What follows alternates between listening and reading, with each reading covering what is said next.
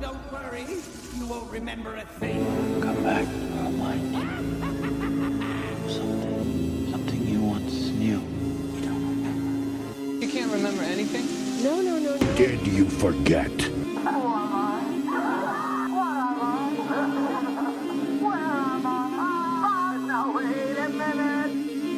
This world is not real. We are living in an artificially induced state of consciousness that resembles sleep. The radio have brought us closer together. Reaching millions throughout the world. To those who can hear me, I say. What? Forget about it. Don't you remember? Got it memorized. What is wrong with you? I can't remember this You shit. don't remember. Why am I not surprised? Don't take it personally. I don't remember what I had for breakfast. Gluten-free waffles, sir. That's right. I don't remember a goddamn thing. The body cannot live without it. Why do I always forget my words when I'm speaking? Drop down. Remember the time. None of us could remember anything. None of us could remember. Remember. Write it down. Remember this day.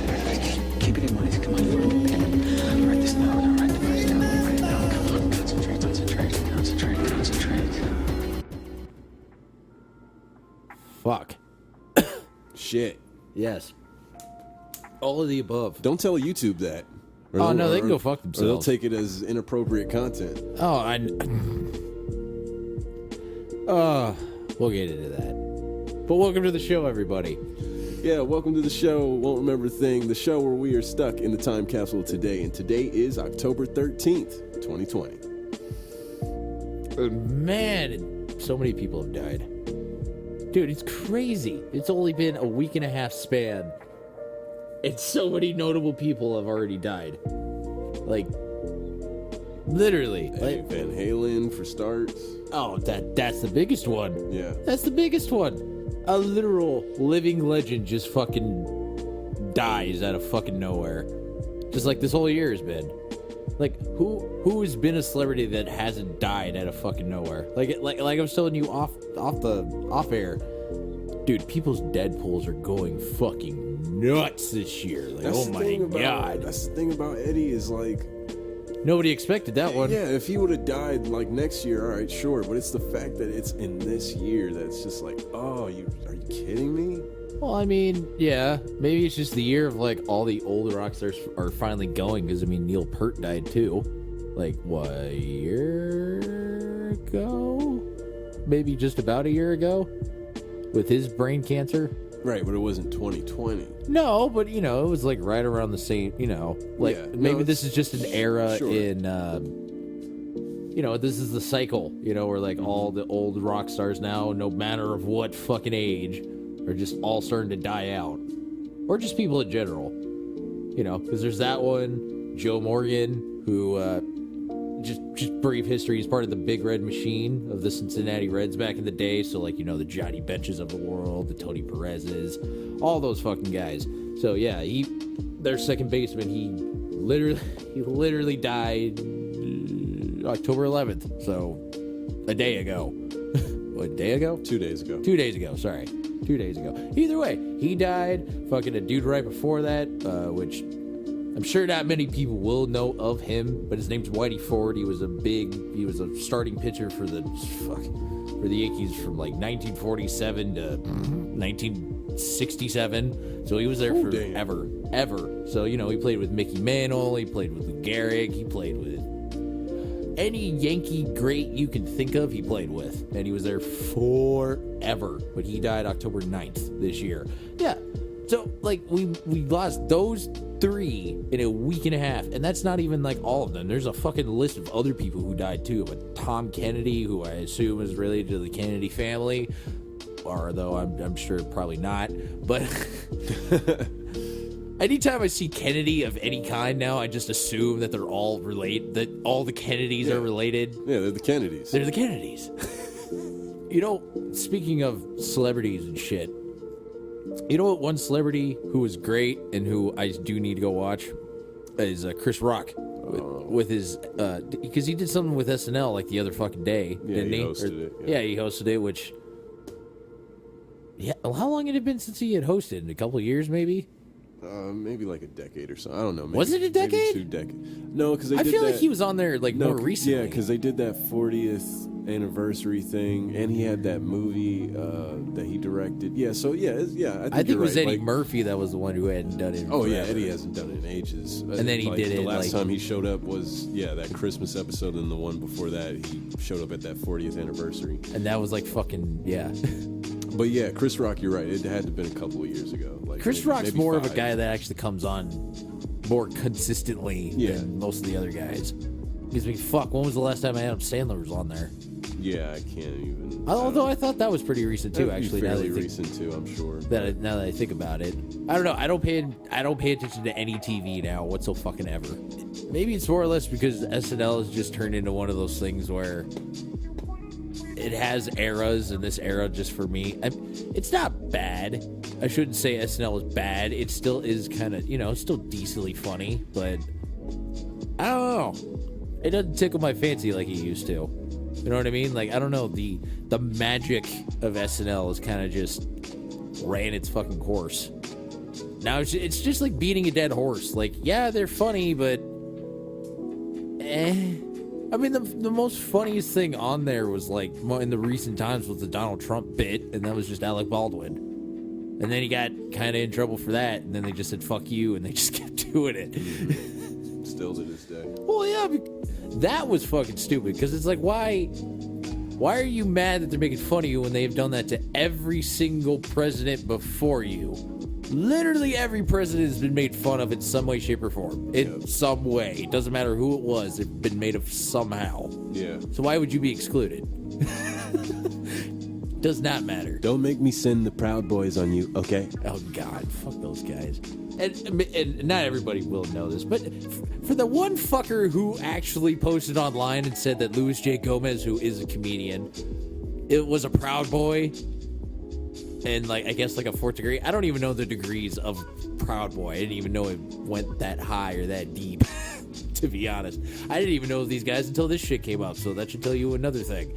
But no, you knew them. You just didn't know them by the Proud Boys because that's just what Trump called What are them. they? What are they exactly? It's white supremacists. It's the KKK. Oh, it's just that? Yeah. Oh, okay. Yeah, Trump called them Proud Boys. Like why that? At the debate, he was asked to denounce white supremacists, and he was like, "Yeah, I'll do whatever the fuck you want me to." And it's the funniest shit. Like, you got to watch it. Like how he says he's willing to do it, but he keeps like he keeps being so hesitant and trying to like beat around it. He's like, first he has a long pause. He's like, "Yeah, I'll do it," and then he has a long pause, and he's like, what do you want me to call them? What do you want me to call? I just told you to fucking denounce fucking white supremacists, bro. Like, when he said that, he's like, what do you want me to call them? The Chris Wallace guy, or whatever the fuck, the moderator was like, white supremacists. Okay. As he's saying that, Trump talks over him and goes, Proud Boys, stay back, stand down. What the hell? Stand down, stand back. Like, what? Yeah, but I don't even attribute that to, he's defending them. I just think he's just stupid. Like, he's he just doesn't know. He's definitely defending them. That's why he called them Proud Boys. Because I'll play it for you. I mean, in a way look of at like how he's trying hard not to lose. These are not just friends of his. These are people. He gets money from the KKK. That's why it got brought up. I get that, but I mean, if it was such a huge issue in that manner, wouldn't he get like kicked out of the White House? You would think, but no. No, you need, if you it need was more. that, You need more of a reason obvious, to get though. someone out of office. I don't know. I attribute him as an idiot. I don't attribute him as a white supremacist. You have repeatedly criticized. I just view everything he says as just be fucking moronic, stupid shit, and he doesn't know what he says half the time. Extremist groups. But are you willing tonight to condemn white supremacists and militia groups and to say that they need to stand down and not add to the violence in a number of these cities, as we saw in Kenosha and as we've seen in Portland?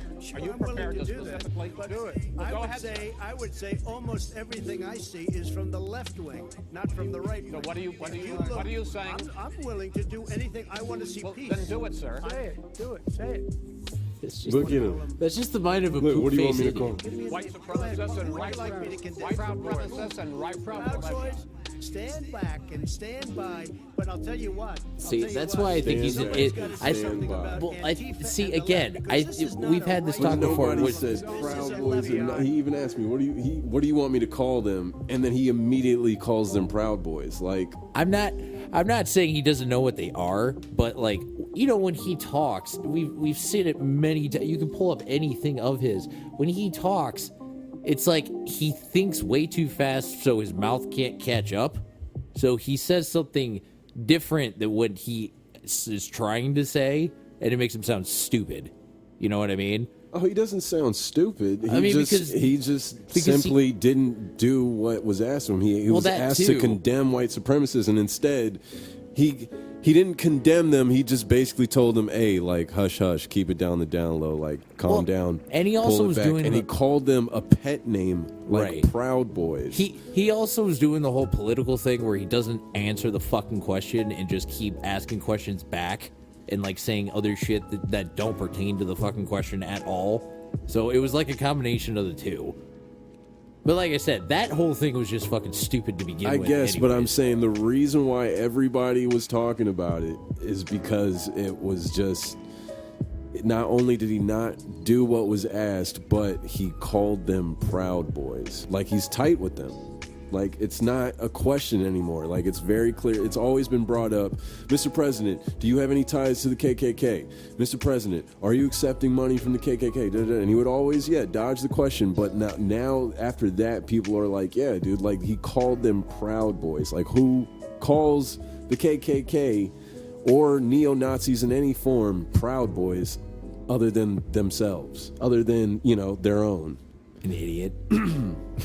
I mean, again, he's an idiot to say that. I'm not defending him. He's an idiot to say that and not know better. To know that he's been under scrutiny and his image has been, But my his only integrity is questionable. My thing is not that if he is or isn't. My thing is for the people who are like shocked that he is somehow crooked. Is like, well, what did you expect? That's my thing. I don't think anybody's shocked. There's some people who are. There's some people, by that, being like, oh, he's a white supremacist, like that, like the whole thing. No, but that's the thing is, no one's shocked. Like, every senator that's been approached about those comments have said the same thing. Look, you have a president who is a racist. Like, these are people who have spoken to him, who have been behind closed doors with him. Everyone knows that he is a racist. So whether he's a white supremacist, like, who knows? But the point of the matter is that he's a racist. So of course, a white supremacist and a racist are going to get along. It's not even so much that like people are thinking he's a a Kluxman. It's just he has an affiliation with them. And they're a fucking hate group. Well, who really should get looked at is the people who voted for him in the Electoral College, because those are the people who got him elected. Yeah. You know what I mean? Like, he is a racist. Don't get me wrong. Like, there's no doubt that he's a moronic racist who's rich. Like, that's what he is. But he's not the reason he got himself elected. No. I mean, in the sense of him promoting his image and shit, like, throughout the campaign, yes. But at the end of the day, he was not the reason why he got himself elected. It was the people in the Electoral College who fucking voted for him. Yeah. So who the fuck voted for him in that? Those are the people that need to get looked at. You know what I mean? Like, yes, he needs to get taken out of office too. But what about those people who fucking voted for him and are in our own government? You know what I mean? Like, that is a bigger issue. Yeah, like, yes, the top dude is fucking racist. Yeah. But if the fucking core, if the people inside of it aren't gonna change, like, that's just gonna continue. Yeah, the president being a racist, really, it doesn't have that much of an effect on most things. Because watch if Biden gets fucking elected and then we come to find out, oh, he's also a racist. It's like, oh. Yeah. Okay. You know what I mean? Yeah. That's why that's why he won't get out of office for being a racist. Yeah, like, he won't. That's like your personal opinion, man. Right, it is. It's just like, oh, yeah, you're a racist. You still rule us, but you're a racist. Yeah. No, and don't get me wrong, he got caught there. Like, it's very clear that, for one, he wasn't expecting that. Yeah. And then was trying to cover up his tracks, and then, again, just, in that thing right there, I think he was trying to say what the moderator was trying to say. But for whatever reason, instead stand by instead of saying stand down. Because I fucked up by saying stand down, but yeah, it's stand back, stand by. Stand back, stand by. And I think he was trying to say stand back, stand down. I think that's what he was gonna say. Oh no, he was talking to the proud dude. Watch it again. I don't know. I don't know how much of it you really caught. To me. That's but I the mean, thing. like, that's what it was. There's a reason why it was the talk of the week, because it's the reason why that's all anyone could talk about the day after the debate, because. But watching the debate, it comes at like towards the end of it, and so like you were already watching this dumpster fire of debate, and then it gets to that point, and then that's why. How many people even watch the debate? You know what I mean? I don't know. A lot of people were. I don't know. Really? I watched the live stream. I did not. I didn't give a single fuck. I watched the live stream that they were actually doing themselves, and then I got bored with that, and then I was watching other people streaming it. A lot of people were watching it. I mean, I guess. But I was watching these after I got bored in like the first half hour or so. I'm like, okay, this is really just Trump's trying to be a bully, Biden's trying to be charming, and I'm like, Biden's smiling and talking to the camera. Trump's just looking at Biden, just like he's Hillary, like just waiting to step on his every word. You're the spitting image. You're just a man. And so I got bored really quick. Who wouldn't buy that shit? I was like, there's something. It needed a little oomph. I was like, there's something missing here. It's not like that Hillary and Trump needed to debate. throw a punch. Donald Trump needed to like run across the street, try to punch. I was like, Biden it's not like that in Hillary the and Trump debate where it was just like Trump was just like daggers roasting the this whole bitch. Time. Yeah. So I watched someone stream it, and they were doing a drinking game, and that made it a little bit more interesting. They were drinking whenever What was the drinking game? Whenever Trump said China virus, China virus of any kind, where there be Kung flu or whatever, anything related to saying it's the China virus. He said China plague, and they drank. God. They're like, oh, China plague, that's a new one. Got to drink. Does guys. he really just try to come up with a new name for it? I think so. Every single time. I think so. I think he has fun with it. That's hilarious. Yeah, it was whenever he brought up Antifa, and there was just other things. But we can move on. Fuck Trump. I don't. Somebody that deserves their fucking due now. And I don't care how many haters are out there. You could be the biggest MJ fan in the world. You have to give your props to fucking LeBron James. You fucking have to. This dude has won 4 titles now. He's 2 behind MJ, if you want to get fucking logistical, so he's only got 2 more to go, which he could very well do with this team he has with LA. Like, that's not out of the realm. And for one thing, he's not a fucking gambler. No. Like Michael. Oh my God, no. He makes so much fucking money, it's ridiculous. I don't even think he's got a number on how much money he actually makes. Like, who does he have a deal with? Nike? Or who was it? Yeah. Nike? Yep. It's an absurd amount of money. And, like, just everything else he fucking does, like, the dude should, I mean, like, he will be the next icon of basketball for, like, even when he retires. Like, he will be the new Mantle point of the fucking league. Yeah. LeBron James is the GOAT. Fight me on that. and just by this stat alone, he has, since his rookie year in the NBA, he has never had a year where he's been 25 points or under scoring a game for the whole year. And he's now 35. Explain to me how he is not one of the great, and maybe that's not the best statistic to just throw out there to say he's the best. But, like, that's insane.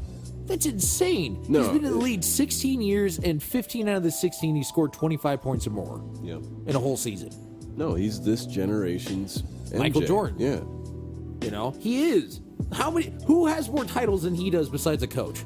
I think people get, they take it a step further whenever they take it too personally. Well, I was gonna say they take it a step further whenever they try to say he's better than MJ, which is a completely different argument within itself. Well, but it's just like, because they're 2 different eras. Yeah, exactly. Like you don't get to LeBron without MJ. No, you don't. Like, I mean, I don't know. I just think there needs to stop being such a hate. You know, because, you know, people always hate, you know, there's those people who just hate success. That's what I fucking don't like, is when people are like, he's not that good. Or, you know, like, when they're talking about a dude who's clearly good, but they just want to be like, oh, no, he wasn't that good. Because they just want to pick a hole and just be like, no, he wasn't that. No, he was. Yeah. You just don't like him. That's fine. Like, there's plenty of guys I don't like, but I still say that they were good. But yeah, that's pretty much. What? Did you hear about these what? These rainbow Marlboro cigarettes?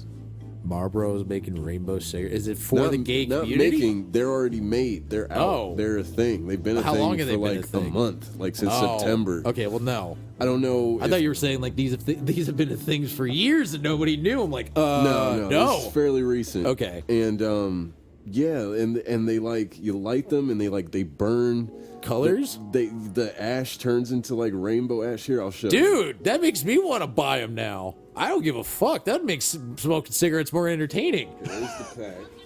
Okay. Right. Okay. I like the pack. It's called the Shuffle. Yeah. And here it is while it's burning. While it's burning. Okay. Ooh. I mean, granted, that does kind of look a little photoshopped. But it's real though. Is it real? Okay. Yeah, there's a different one. Yeah, this is real. This will make people smoke cigarettes more. I wonder if the smoke is rainbow too. Like, right, yes. You smoke it, it's like different smoke colors when it comes out. Dude, the amount of chemicals going into your body after that are going to be astronomical. Somebody showed that to me and I was like, oh, great. More toxins in a cigarette. Now it's just colorful. Just what they need. Hey, don't worry you're getting cancer. Look at the pretty colors. Dude, I think it's still though. I think it's a missed opportunity for a tagline that goes like, instead of taste the rainbow, is inhale the rainbow. Yeah, dude, that's perfect. That's fucking perfect for that pack of cigarettes. Inhale the rainbow. Rainbow. No, you know what they should do? They should have a dude with the fucking yeah, like that. That dude. That's. Don't eat the rainbow. Inhale the rainbow. Or like Marge Simpson's sisters that are always smoking. Patty and Selma. What are you doing already? Just inhale the rainbow already. It's perfect. It's hilarious. Yes. Oh my god. Yeah, but I saw that and I was like, "What the fuck is?" Where is this being sold at? I don't. I no idea. I think it's in the U.S. somewhere, but I would think so. I mean, I don't. It's not like you and I are really shopping for cigarettes like that, so no, it's not like we would have noticed. But I have been in a few gas stations and can clearly say have not seen these in any gas stations I've been in. So maybe they're not in the Midwest. I feel like that would be like a California thing. Yeah, maybe. Maybe I feel like either that or it's on the East Coast somewhere. Obviously, those are the only real two places it could be at, I think. Watch this be like in Vermont or some hot fudge Utah, some random fucking place. Albuquerque, New Mexico. I was just gonna say, someone says they got them in Mexico. Okay. Someone says they're in the U.S., but I'm not seeing if there's any way to see exactly what states or anything. Yeah, it's classified. But yeah, I was just like, I wonder, does it have a taste? Like, right, what kind of taste is that? You taste the rainbow? We're going to finally learn what the rainbow tastes like now? Yeah, one of these does not taste like Skittles. One of these posts says there's a Marlboro Purple Burst that are menthol. Why does that sound like that would? I don't know if they're the same as the Shuffle though. Right. I wonder. Tell me why that sounds like that's what it sounds like when fucking Barney actually comes. It's Purple Burst.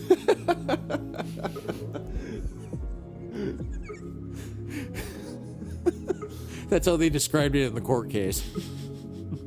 So when Barney Purple Bursted all over your face, what did you do? That's the fucking purple paint that they're actually using on Barney and Friends. It's called Purple Burst. Come on, kids, it's painting time.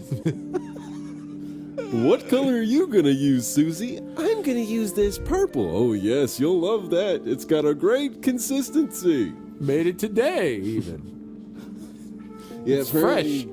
Purple Burst is also one of those, but it's not the Shuffle, but it still burns a color. It burns purple and green. Purple and green? Yeah, I don't know what's green doesn't help to make purple, does it? Yeah, there you go. I didn't think so. I was just trying to be are they trying to be like whimsical? No, I just love that you were trying to make sense out of it. And I'm just like, this is nonsense. No, it's over there like, bullshit. Does green come from purple? Because that would make sense. I don't think there's any sense to it. I don't think so. For green and purple.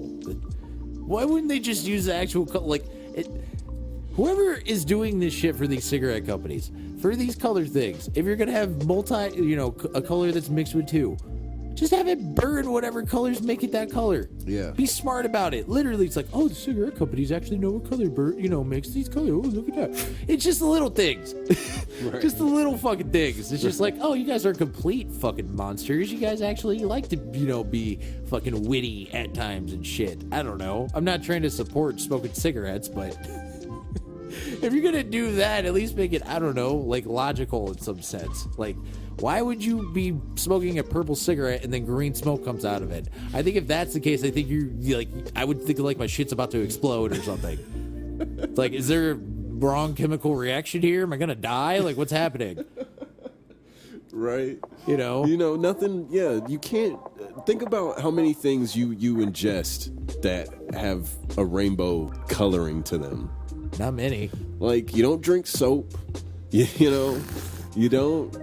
Like, you just. Some people do. If it's rainbow, I think you should steer clear from it.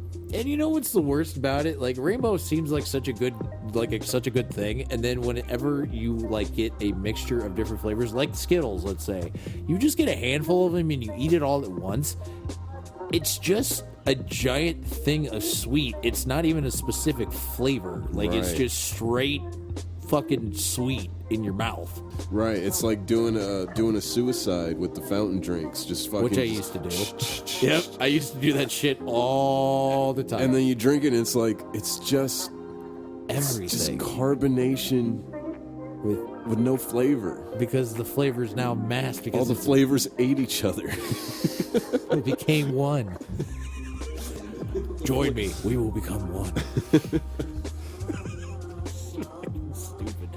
But it's like, yeah, the Skittles is just like, oh, this is just a toothache, like just balled up into one. Speaking of candy and stuff stupid, it's the one candy brand that I just can't stand, even with their fucking commercials to this day. What's that? The Twix commercials. Dude. Can I just say that those commercials are the dumbest fucking things, and they even sell it like that, like, oh, this is the left one and this is the right one. I'm like, wait a second. I have a right one and a left one in this thing that says it's a left one, so aren't you contradicting yourself? Shouldn't you just give me one, not two? Because if you give me two, then the one on the right is the right stick, not the left stick. It's just a right and left stick, you fucks. And it goes for the right side too, you assholes. They want it to be considered clever, but it's so it's too on the nose. Like, literally, this is how it was made up. I bet you never thought of it this way, but there's a left one and a right one. But which one's the left one and the right one to you? It's all about shut the fuck up. This was a dude in the Twix cubicle area who was sitting there actually eating a Twix one day and was like, man, how can I get a promotion? And he just opened up a thing of Twix. It was like, wait a minute. I got it! And you just that scene of him running to the fucking boss's door at the end of the fucking cubicle hallway. What if we told people that have been eating the right Twix thinking it's the left Twix that was actually the right Twix this whole time? And they're actually made differently when they're really not. Son, I don't know what you're smoking, but keep smoking it. Keep smoking it. We like it. It's those color burning cigarettes, aren't they? Those things are fucking fantastic. Keep doing those. We're actually going to sell those in the Can you imagine the rest areas. Can you imagine if they punked them for a second? Like, what did you just say? Yeah, right. Like, what? What do you? Did you really just come in here and say, what if we told these people which Twix was which Twix? Yeah, I mean, not exactly, but you're paraphrasing a little bit. But yeah, that's basically what I was going to say. I'm going to need you to move into this office. You're being promoted. Such a great idea. That's hilarious. Oh my god. That's too simple. Twix's thing is too simple. That's why it's not clever. And the fact they keep going with it. You can do simple, but do it right. Like Kit Kat. Give me a break of that Kit Kat. That's all they need. Snickers. You're not you when you're hungry. Great. I think the most common... Or need a moment. Wait, no, that was Butterfinger. Twix too. That Yeah. was Twix. Need a moment, get a Twix, and then they went to this left-right bullshit. They're trying to be political. You're I don't fucking know. not you when you're hungry. Yeah, with Snickers and or Those like, commercials or are like fucking funny. Reese's. Reese's is the most simplistic of all because they just show the fucking candy, right? And they just like have someone talking in a deep. Who is that dude? I know that actor. Who is the actor who does the Reese's? He sounds familiar, but it's like that's all they need to sell the Reese's because they know that you love. Everyone loves Reese's, so all they need is just showing you a Reese's buttercup while some dude with a deep, luscious voice is just going, "Oh yeah, nothing like a Reese's, am I right?" And that's all it takes. Right. They're just so simple as fuck. It like they don't even need to go any farther than that. They just like, this is the product. You're going to eat it. We're just telling you you're going to eat this product. Right. I remember, and now their thing is not sorry, Reese's. Like, right, but that's Reese's is the only one that can get away with that because peanut butter and chocolate, dude. I mean, come on. I mean, that's all you have to do is show us the fucking cup, and we're already fucking salivating. I would love it if the Family Guy's parody of that, of how that shit was made, was actually true. You remember that? I don't. So it's when Peter cuts away and he's like, this is even weirder than how Reese's Peanut Butter Cups was made. And it shows two drunk dudes driving on the road. He's like, oh, I love this peanut butter. And this other dude, he's like, I love this chocolate. And they just fucking crash into each other. And then a cop comes by. He's like, I'm Officer Reese's. I saw the crash. What happened? He's like, you got chocolate on my peanut butter. You got peanut butter in my on my chocolate. And then the cop eats it and he's like, huh, bam, bam, and shoots them both. That's how they were made. I would love it if that was the actual case. And I'm like, huh, no wonder they keep it so simple. To hide their tracks. Because Officer Reese's is an asshole, apparently. Yeah. Because Reese's isn't made by Hershey's, isn't it? It's like it's his own thing, right? I'm pretty sure. Because almost positive. Because I thought at one point Reese's was under the Hershey's banner, quote unquote, but I don't think so. It's Hershey, man. It is under Hershey. It is in fact Hershey. Okay. It was created in 1928. Wow. Damn it.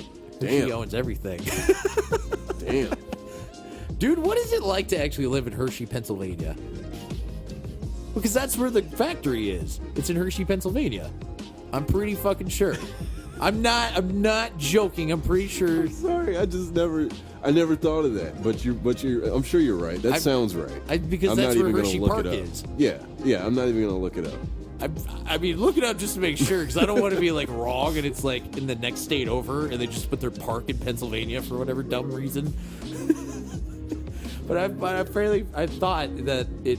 Like, yeah, it's in Pennsylvania. Yeah, because that's where like they started, and they just kept the name of the town for the company. Yep. Yeah, it's like the same thing. Well, not the same thing down here, but I think it's funny that people don't know Kool-Aid was made in Nebraska. I don't know if it was. It says Derry Township. I don't know if that's like a county or Maybe. No, Derry Township, Pennsylvania. So that's like a town next to it, or that's the town in it. I don't know. Either way, let me see. Yeah, Hershey, Pennsylvania is an unincorporated community and census designated place in Derry Township. So it's its own little thing in a town, essentially. Hershey is within Derry. So Township. it's like its own, it's its own little town, quote unquote, because I'm sure it's a big factory and all that shit. So it makes sense. But Hershey, Pennsylvania, not the factory. Oh, okay. Yeah. Okay. Huh. Then, that must be a county then. Yeah. It must be, that must be the county in which that place is. That is still weird. Isn't it ironic that it's called Derry Township and they have milk chocolate? And they make milk chocolate. Right. Maybe that's where they got the idea. It's like, Derry Town. What if we use milk? And you know what's funny? Other countries call our chocolate crap. And I still want to try other countries' chocolate because I've heard that other countries' chocolate actually tastes better. Oh yeah, yeah. There's more love put into it. Is that it, or is there less sugar? That's probably it. Is there less crap put in there, or is it because it's love? Probably both. Yeah, a little both. A little bit of both. I want to try British chocolate. I've heard that British chocolate is really fucking good. And I mean, probably French chocolate too, but nah. Yeah, German chocolate. Oh, dude. Swiss chocolate. Dude, don't get me started on that. I want to try an actual German chocolate cake from Germany. Like, made like an authentic German chocolate cake from a fucking small bakery in some tiny little town in Germany. Oh my God, I would die happy. Speaking of which, well, I was going to say, I had some German chocolate cake this past weekend because me and my girlfriend up for our 3-year. I don't know if we're just going to keep doing this, but we just keep going up to South Dakota and all that area up there and where Rapid City and Mount Rushmore is. Mm-hmm. Have you ever been to a place called Deadwood up there? No, but I've heard of it. It is cool as fuck to go down there, dude. Dude, they have a little shop that makes taffy, and you can literally see the taffy being made in the fucking window. They have a little place just made for just chocolate in general, fudge. They literally have giant things of fucking fudge of like, yeah, we make this kind, this kind, this kind, this kind, this kind, and a bunch of other shit. There's a plethora of fucking like cool ass bars and novelty shops to go to. It's so fucking cool. But there's this, I can't remember the name of the casino. There's a little casino, not a little, but there's a casino down there that has a really, really good fucking buffet. So here we have a place called Ameristar in the Omaha region that's across the river, which has a buffet. This place in Deadwood kicks that place's ass. Kicks it right in the nuts. Dude, they had prime rib, and I mean, prime rib. They had crab's legs that were fucking fresh. Like, oh my God. Oh, it was so fucking good. Expensive as fuck, don't get me wrong. It was like $30 per person to get in. But worth it. But fucking worth it, dude. I had to force myself to eat another plate because I'm like, this is too expensive. I need to eat another plate to make this worth it. It was so expensive. I'm like, I'm cheaping myself for only eating 2 plates. This is bullshit. But again, I even told you up there, like, it was being cool up there, but then just seeing all the novelty shirts of I know who South Dakota's voting for. They're voting for Trump because they have fucking shirts in some of their novelty fucking shops that are like, finally a president with balls, and it's just a cartoon version of fucking Donald Trump with like a fucking leather jacket on, riding a fucking motorcycle and shit. And I'm like, the dude would fall off that thing as soon as he started it. Like, what are you talking about? The guy's too fucking top heavy. He's just gonna fall over to one side. He would never ride that. What are you doing? He would get actual windburn that would go through his fucking tan that he has on. So it would be a weird red and orange mixture. It wouldn't look right. I love that he has balls, yet he was too afraid of coronavirus and he had to downplay it. And then you want to act like you're not also scared. No, he is, but I'm sure he also thought that it wasn't going to happen to him, just like many other people, you know? Like, and I'm one of those people included. I really, truly think that I will, even if I was to get it, nothing would happen to me. And that's not being arrogant, but I've almost died before. You know what event I'm talking about. Yeah. And you know what? Fuck it. I'll explain it to people. I was in the hospital, and I was actually living with Gene at the time when this happened, because I had just gotten back from AT training. Yeah. And was I not as sick as a fucking dog for that whole week? Dude, you were pale as a ghost. I was pale as a ghost. There was no blood going to me. There was no blood complexion coming through your skin. Like, you really just looked like a corpse that was able to move around. Yeah, blink and open his mouth. Like, you could barely speak, but you could open your mouth for food and shit. And I would have spurts of, like, I would be fine for, like, all of 10 minutes, and then all of a sudden just, nope, right back to just being just miserable as all fuck. I still remember the moment of, I don't remember where we were, but you were driving my car back to where we were at, and you had bought me Gatorade, and you're like, oh, drink this, you might feel better. Did I drink a whole one, or did I drink like half of one? Yeah, I don't remember you drinking the whole thing. I think I drank maybe close to half. That's what I'm saying, dude. Like, you could barely open your mouth, let alone eat or drink. Yeah, you could barely open your eyes. Like, I was just like, oh, this is death. Like, dude, this is what death looks like. Yeah, I felt like I was dying. Like, it was was pretty damn close, because the only way I got better was because my mom came over and decided to take me to the hospital. If she didn't take me to the hospital, I wasn't going to the hospital. Mostly because I just didn't know what was fucking wrong with me. Yeah. I had never been that sick in my entire life. So what I had was a virus in my bloodstream, an infection in my liver, and then pneumonia in my right lung, all at the same time. Yeah. Mind you. And oh my God, that shit was so bad. It was so awful. But I got through it and fucking lived somehow. But the funniest thing I remember sitting there, and it was like the doctor I had came in and he was like, oh, your tests look good, everything's good, you're looking better and getting better. And he's like, if you had been in your 30s instead of your 20s, you would have died. I'm like, oh, thanks. Don't know if I really need to know that, but thanks. But so that's why I think if I was to get this, I'm not so sure I'd die or even really get that sick, because my body's been to the point of death. Like, let's put it this way, people. When you fucking pee and you can tell when you haven't drank a lot of water? My shit was brown. Like, my shit was to the point of, like, I haven't drinking water. Like, I'm going to dehydrate myself. Like, I'm dehydrating myself because I can't drink anything. Like, I am literally turning myself into a raisin. Yeah. That's what I was looking like. So, but I still think it's on a genetic level. For some reason, that's where I lean towards with this. Yeah, I think you're right. I think it is genetic. On some shit. level. Yeah. Let's put it this way. If Ralphie May was to have still been alive around this time, he probably would have gotten this and died. Like, and that's not even a fault of his own, really, because he, because he had an eating disorder and all that shit, and he was, all those problems. But he probably would have died if he had stayed alive long enough and would have came into this time. And then we would have lost him this way, which would have been 10 times worse. You're right. Like, with most people, that are dying nowadays. Well, let's get off of this, get on to something a little bit more, not this. Yeah, sure. Something a little less gloom and doom. I thought it would be interesting to take a look at some origins of some phrasings really quick before we. I got some junk tunes. Oh, nice. Of phrasings? You mean like where a phrase came from? Yes. Okay. Precisely. Phrasing is everything. So and how the word placement goes is very key too. You can't have words in a random spot because it just makes it sound. Just say it stupid.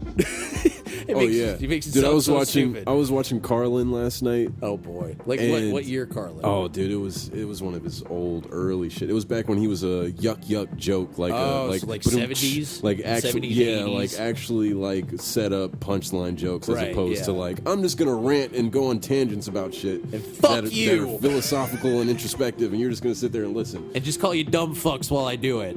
Right. No, but he said, but he was talking about things like that. He was talking about phrasing and talking about like how some words with just a little bit of help can sound dirty or wrong. Like right in the right phrasing. Like peacock. He's like, and he's like, you know what a female peacock is called, right? Peacunt.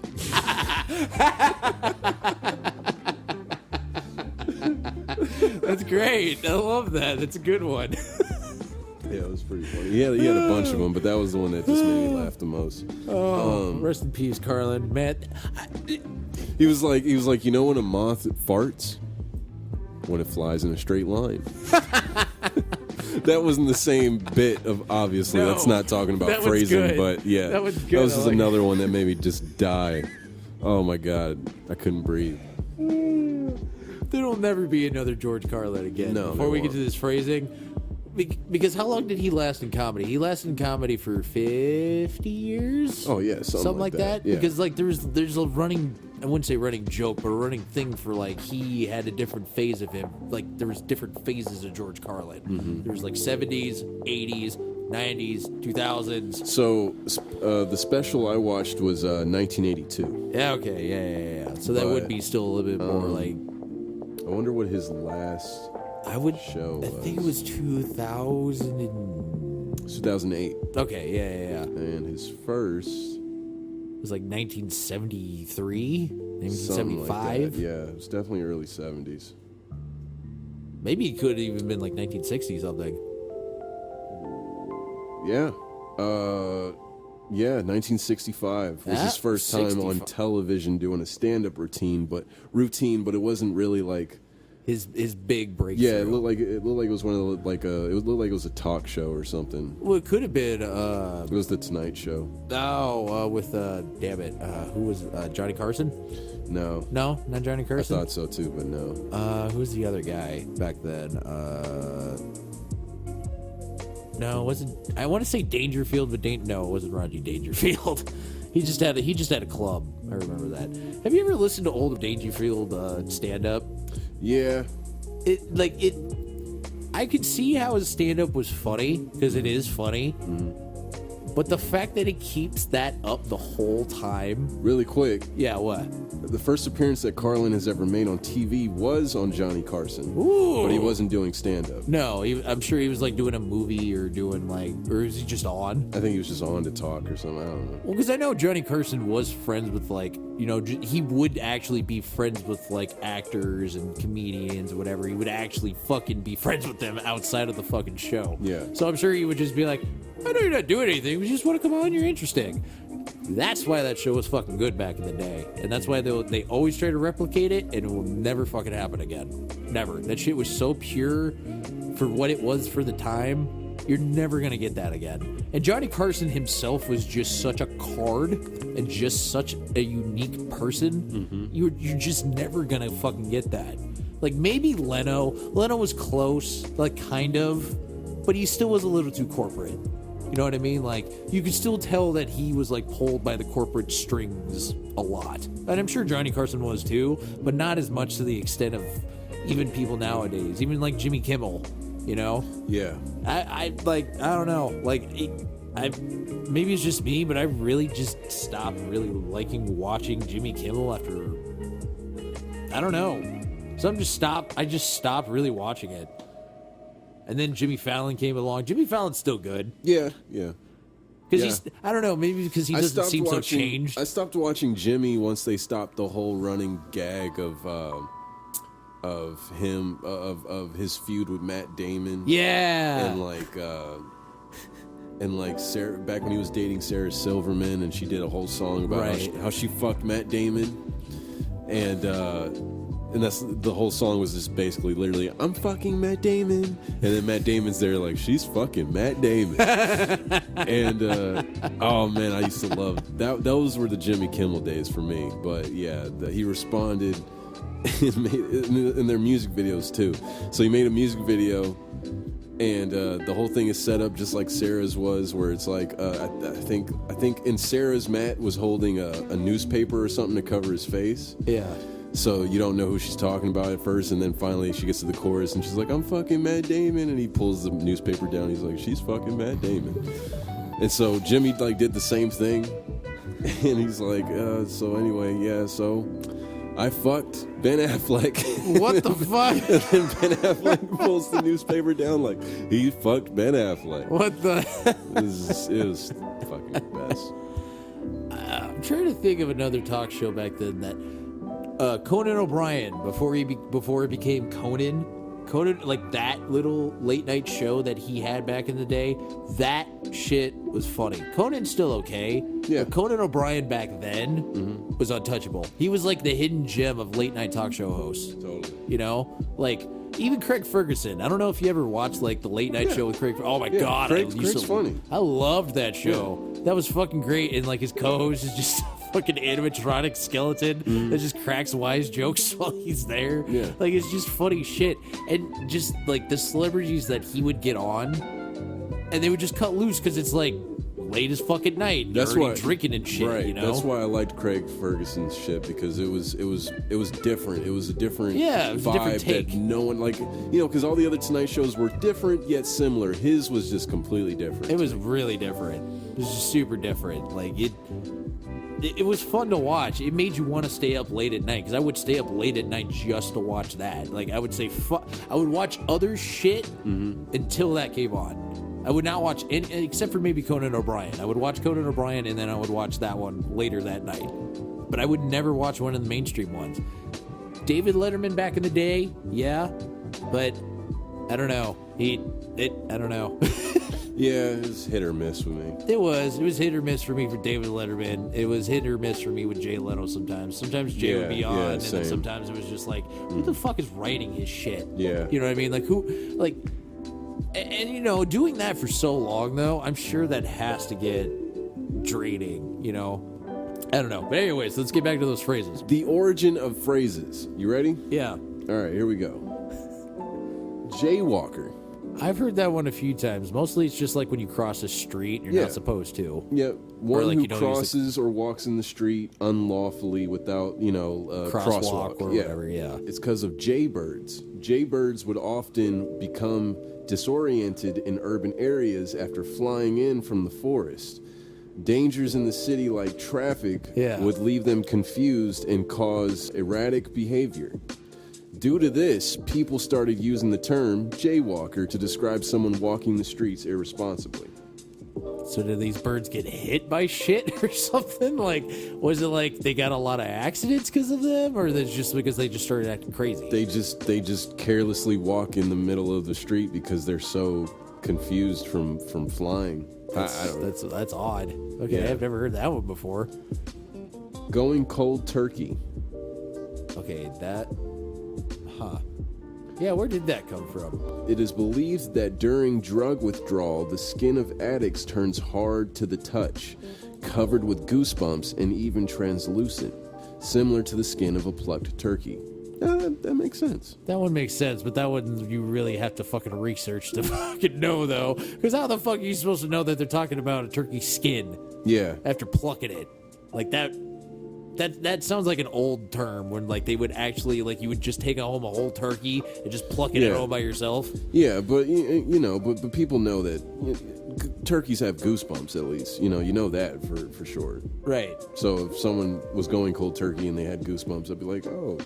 If I was around someone that was going cold turkey, I would probably put those two together. But I've never been I feel in like that some situation, of these phrases are a so- little too smart for their own good. Yeah. You know what I mean? Like, some of them you're like, oh, what is that one? It's like, oh, there's like a whole fucking other thing to this. Like, I've never heard this one before. What? Don't throw the baby out with the bathwater? Whoa. What? Oh, probably because they used to, back in the day, they would, take baths in like buckets and shit. So when you need to throw out the old bathwater, I don't know, make sure the kid's not in it when you're throwing the bathwater out. I don't know. Yeah, so the origin, I'm sorry, I'm reading this as you were saying that, and I'm like, oh no, it's actually worse than that. Oh, it's worse than that? In the 16th century, most people would bathe only once a year. And even when they did that, the entire family would bathe in the same water. Usually it was men of the house that bathed first, followed by the other males. Oh, they would get gooch stank all over them. Followed by the other males, females, and finally babies. So babies get the worst of it. They literally smell like all the family stank all in one. That should be reversed. Babies should go first. Yes. Women and children first. Well, I mean, I guess they wouldn't know that back in the day. Yeah. Like, they probably didn't, they didn't know that babies' immune systems are worse. At the end of this yearly routine, the water would be so dirty and cloudy that mothers would have to be careful not to throw their infants out with the water. Oh my god. Why wouldn't you just change the water? It was that dirty that they could lose a child. Jesus. Oh my man, god. That's crazy, dude. They're nasty. They're savages. How has the human race lasted come so long? far? Especially I can't. Dude. That's terrible. Immune systems are Could you imagine the things. stink of that water? Could you imagine the smell of that shit? Never mind the fact that this is the 16th century and nobody takes showers at all. Yeah. But here's the thing. dude stink is a lot different than women stink. You know what I mean? When a dude stinks, you're like, okay, you know, he hasn't showered. But when a woman stinks, and I had this conversation with my girlfriend up in South Dakota, because she got mad at me. She got a little defensive when she said that. She's like, what do you mean? And I'm like, okay, hear me out here. When a dude stinks, a dude just stinks, you know what I mean? When a woman stinks, you can smell that shit for more than 10 feet away, and you're like, ugh! There's gonna be more of an odor, right? With Like you around. You got a part of your body that like stays open.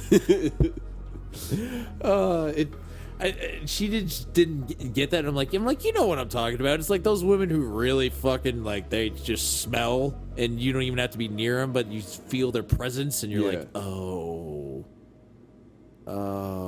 who brought the dead fish? Minding your P's and Q's.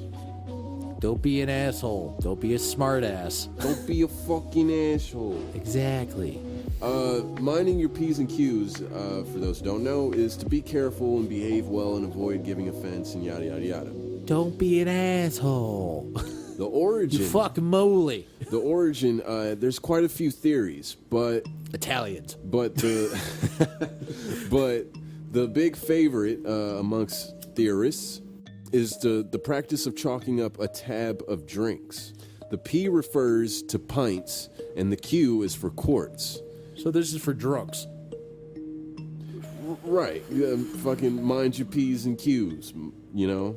Like, don't get too fucking drunk, you mind goddamn your pints asshole. and quarts. You're running up your tab there. You're running up your tab there. You haven't paid it in like a week. The fuck's happening? I want my money. Where's my money? Just give me my money. I want my money, man. Where's my money? Break the ice. Okay, that one's normally meant for either conversation or dating. Or going on a date. Do or say something to relieve tension. Yep. Back when road transportation was not developed, ships would be the only transportation and means of trade. Right. At times, the ships would get stuck during the winter because of ice formation. The receiving country would send small ships called icebreakers to break the ice. Right, so they could just go to clear a way path for the trade ships, yep. Right. This gesture showed affiliation and understanding between two territories. And in the 17th century, people began to use the phrase to mean to reduce tension in a social situation. Huh. I think that's the less stupid one I've heard so far. I honestly didn't know that break the ice has been used since the 17th century. As a phrase. Oh, as a phrase? Right. Yeah, to like how we use it now to reduce tension in a social situation. It's 17th century. That's interesting. This phrase is last forever. You would think the fucking, a telephone game would have fucked that up by now. Right. Beat around the bush. If this doesn't have to involve sex, I'll be surprised. Beat around the bush is to discuss a matter without coming to the point. So, the origin, beating around the bush, is beating about the bush, is actually an action performed while hunting. Oh. Driving birds and other animals out into the open. After this was done, others would then catch the animals. Right, yeah, so it'd be, like dog hunting. The dog gets the bird, scares the bird out. Yep, so beating around the bush literally came from beating around the bush. Huh. Paint the town red. Have you heard that? I have heard that phrase before, and I've always thought differently of it. At one point, I literally thought it was just take a bucket of paint and just fucking fling it everywhere around town. Then I thought it was like maybe it's about murder. It was basically get lit before it was get lit. It was just go out and enjoy oneself. But like painting the town red, what are you painting the town red with? Your fucking vomit? Yeah. Right. No, it's like painting the round. You're right, though. It does sound like, because it is like painting the town red with like blood, but it's like it's because you're having such a ravingly crazy time. And it turns your face red? Someone might end up getting hurt. Oh. Well, that's still not good. Or you have like no regard for someone getting hurt, including yourself. Yeah. You're into having a good time no matter what it takes. So, right, okay. First, it's believed that back in 1837, a famous mischief maker known as the Marquis of Waterford had a wild night out with his group of friends, during which they knocked over flower pots, pulled knockers off of doors, and even broke windows. One of their biggest acts of vandalism was painting the doors of several homes with red paint. Okay. See? Aha! I was onto something. So, right. The other version of the story says that the origin of this idiom might have originated from the brothels of the American West, where they referred to drunk men behaving as if the whole town was a red light district. I don't know about that. I mean, maybe. It makes sense, but like... I mean, brothels were fucking huge back in the Wild Wild West back then. But there was no red light district back then. No, but that would be considered what the red light district would have been, though. Fair. You know So what I maybe mean? it wasn't, maybe Paint the Town Red wasn't used back then, but because of the lifestyle, people, okay, I see what you're saying. You know what I mean? Yeah. Yeah, because I don't think that it was called that back in the day. I don't even think they had a term like that. It was just called, this is the fucking whorehouse or something, you know? Like, it wasn't a red light. Yeah, it's like, oh yeah, you need to get your dick sucked before you fucking leave town, go here. You know? Like, it's like, go to this saloon, there's fucking some hoes over there, I'm sure. You know, like, what? Holy shit, you ready for this one? Yeah, let's bring it on. Rule of thumb. Okay, I've definitely heard that one. Who hasn't heard it or if not used it? Is this the measurement of how long your thumb is? It's believed that the rule of thumb comes from 17th century England, where Judge Sir Francis Buller ruled that husbands can beat their wives with a stick if it is no wider than his thumb. Ah! Wow, that's fucking stupid. Man. That's so stupid. And they got that phrase from that. Yep. You should. Because it's the rule of thumb. I can beat you. I can beat. I I can can the beat rule you. of thumb. I knew it had to be the measurement of the thumb somehow. I didn't know it was gonna be that. That's. Dude, that's Oh man. that's despicable. You're despicable, England. You fucking. And you guys ruined fucking Assassin's Creed. Fuck you guys. You know where I'm coming from with that, don't you? Yeah, I do. And anybody who doesn't know, that was the last good. I stopped playing Assassin's Creed when the fourth one came out. I know there's been many others of Assassin's Creed that came out. I stopped playing it after that one. Because how the fuck are you going to have a British assassin come over, adopt a Native American, and then that dude is somehow related to Desmond somehow because he's a fucking Native American? What? What? Like, that makes no fucking sense. To be fair, yes, I agree with you on that. And then how the game ended was dumb. The story in that one was just, that was the beginning of the gameplay was cool. I was just about to say that was the beginning of the nosedive down for story wise. Like the story was just like, okay, rushed and stupid. I don't think they know where they're going with this anymore. But yeah, dude, the gameplay was like, cool. Holy shit, this is what the first game should have been. As like far the as like assassin what you kills. could do as an assassin. Oh my god, the fucking sneak kills where you dude, can fucking sweep the leg, kill with the incredible. axe. Oh my god, I loved that shit. Like, just so many inventive, creative things. Although, out of all of that, they couldn't fix the fucking fighting mechanics in that game. Yeah. I mean, they weren't hard. They were just very time-based. And when you didn't time it right, you were just fucked. Yeah. If you're being ganged up on by a bunch of guards. Oh my god, you're that fucked. shit was awful. Read the Riot Act, okay? I've heard that one before. I've heard it. That's why I want to bring it up, because it's not something that you hear all the time. I think it only really happens like when you get arrested. Right. So I found this interesting. Apparently, we use it as a phrase to express giving someone a strong warning that they must improve their behavior. How? How does that even say that? How would you even know that's what that means? So from I that guess phrase?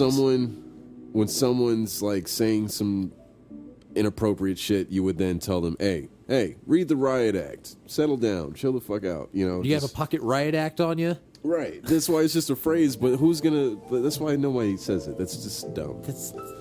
How old is that? I'm sure that's an older phrase or like an older American phrase. In the 18th century, England, the Riot Act was a legal document. Okay. That was read aloud in front of a crowd bigger than 12 people that were considered a threat to the peace. A public official would read rioters? Yes. A public official would read a small part of the act and order people to leave peacefully within an hour. Anyone that remained after in an hour. I love anyone the that time remained came up. was subject to arrest or removal by force if they stayed longer than that hour. And that's where England got their whole thing of they don't use guns. with their police force. But hey, kudos to them. They don't get. Do they have very many murders and shit that happened out there? Yeah, they got about your common average, whatever the sounds crazy to say, but whatever the normal rate of murder would be. That's how I've pictured it, because I watch a few streamers who live out there, and they all seem to talk about how it's relatively quiet as far as murdering's going. Right, like there isn't people like getting stabbed or killed or whatever. Yeah, everyone just seems to still just use the fisticuffs over there. Hey, that's if they fine. got a problem, you know. That's fine. So it's so very British of them. I wonder if the cops have ever gotten their asses beat by like a guy they were trying to pursue. Mm-hmm. You know, and like knowing that they don't have guns is like, oh, I can just turn around and kick their ass. To sell someone down the river. And they're talking about slave trade? Like, what the fuck? That's funny. That's actually the origin, but I've never you could heard tell that. by that fucking right. by that I've never phrase. heard that phrase. What does the phrase mean? Oh, to betray someone. Oh, I guess I can. Oh, so okay. But yeah, but the origin is because of it was illegal to import slaves, and they would just send them down the river. Sell them down the river. Yeah, I'm sure they would sell them, put them on a raft, put them down the river, and then somebody would grab them down the river. Yep. See, that was just so fucking explanatory. Like, I didn't even know the actual origin, but it was like, it's selling slaves and send them down the river. Because who else would they be fucking talking about? They're not gonna. Back then, they're not gonna say sell a white person, send them down the river. Like. I see. I don't know why when I read that I thought like a door salesman. Like, oh yeah, I'm not going to sell you down the river. That's optimistic thought. Yeah, that's the optimistic thinking. Like maybe he's a door-to-door salesman. I don't know why I thought I was like, oh, maybe this is like a phrase that salesmen say, like by saying no. Like I'm not gonna screw you. You know, I'm not gonna gyp you. I'm not gonna sell you down the river. No. And then there's me that's just like, oh yeah, it's about slaves. You know this country so well. Don't skip a beat. Like, I know what this is about. I know this. I know our history. We're all assholes. So, pulling someone's leg. You know, like you're joking. You're teasing them. Yeah. There are two popular theories for the origins of this playful expression. Neither of them particularly playful. The first relates to thieves in medieval times, who apparently pulled on the legs of their victims to trip them and swiftly make off with their booty.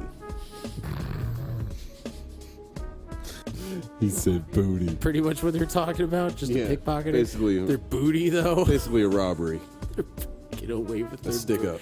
I think whoever made the site with that, they put that there just to be like, no, give them a giggle. The second theory comes from the principal place of execution in ye old England. So old England. It referred to the so-called hangers-on who tugged at the legs of people being hanged to give them a mercifully swift death. Oh, so it was like if a dude was hanging there and wouldn't die right away, they just to help him out. Hey, that's more humane than just letting the dude sit there and fucking struggle. You know what I mean? If you're gonna kill him, at least kill him. Don't let him sit there and struggle. That's just fucking worse. Makes you seem more like an asshole. It's so humane that they get a derogatory fucking phrase term, for like it. Hangers on, like. Geez, sounds like tree hugger. That's fucking. Oh my god! Damn hippies and them. I'm gonna use that. On. Yeah, hangers on. Don't be such a hangers on. Oh, that's fucking wow, man! Some of the jobs that people had back in the day were shitty. I don't know. I don't want to hear anybody complain about they had a bad job. I'm like, were you the dude sitting there pulling on a dude's leg when they were hanging people? I don't think your job's that bad, to be quite honest. Right. How many dead people do you see a day? 0. Right. Your job's fine. How did it turn from that to joking? Yeah. You know, death is not something. Well, I should say death is not something you should joke about. But in the context of that, that's not something to joke about. Yeah, I think that is because like it's still a positive thing in a way. Positive thing in a way, like like when you're pulling someone's leg, you're joking, but it's like, hey, I'm helping you out, I'm giving you a laugh, you know, or you could be back in those days and you're pulling on someone's leg, like, yeah, I'm helping you out, I'm helping you fucking die. I got you, butt. That's the last thing they hear. Oh, I got you. Take the piss. Take the piss. I've heard Brits use this. Really? It's like, oh, I'm just taking a piss at you. Oh, take the piss or whatever. It means to mock someone. Huh. So take the piss, or I've heard I'm taking a piss on you or something. Not taking a piss on you. I'm just taking. Oh, I'm just taking a piss at you. That's what I've heard. I'm just taking a piss at you. Yeah. Taking a piss on you. But apparently, back in the day when clothes were dyed with natural dye, stale urine was used as a mordant, which stops the natural dye from leaching out of the cloth. Ew. The textile industry needed all the urine it could get. So workers, you know how bad that smelled? So workers would go around and collect specially designated chamber pots full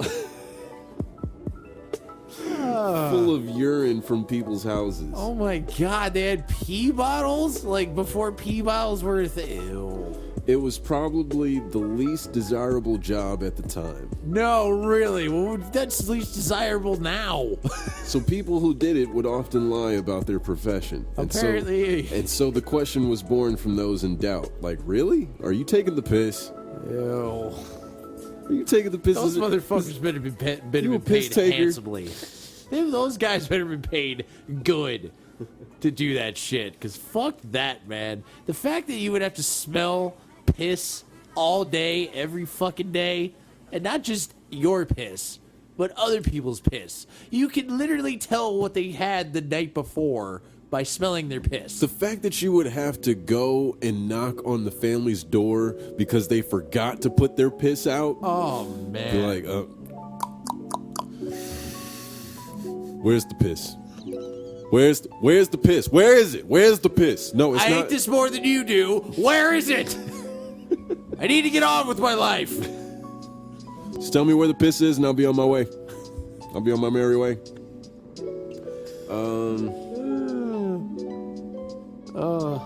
That's gross. Eat a humble pie. Yeah, have a piece of humble pie. I've never heard that. You've never heard that before? But that's pretty self-explanatory. Yeah, I was gonna say. I mean, even Family Guy makes a reference to that. What was it? It's when Stewie's trying to Americanize that little British girl. And he's like, well, Brian, how about you go home and eat a piece of humble pie? Well, check this out. What? In the Middle Ages, there would be a huge feast after a hunt. The Lord of the Manor would receive the finest piece of meat. Okay. And the ones with a lower status would eat a pie filled with entrails and innards. Which would be humble pie. Which were also known as umbles. Those who would eat the umble pie were considered to be humiliated, since it symbolized their lower status. Ew. It's fucking nasty. I mean, it's just, I guess it would be like eating haggis, I guess. Like, it would be the equivalent to that, I guess. Yeah. But that's still nasty. With a crust. Haggis with a crust. Dude, thank you. The things they would do to humiliate people in a lower status than them is astounding. They would make them eat literal just entrails. Yeah. It's fucking savage. Oh yeah, you wanted to eat over here? I'll let you eat, but you get to eat the shit food.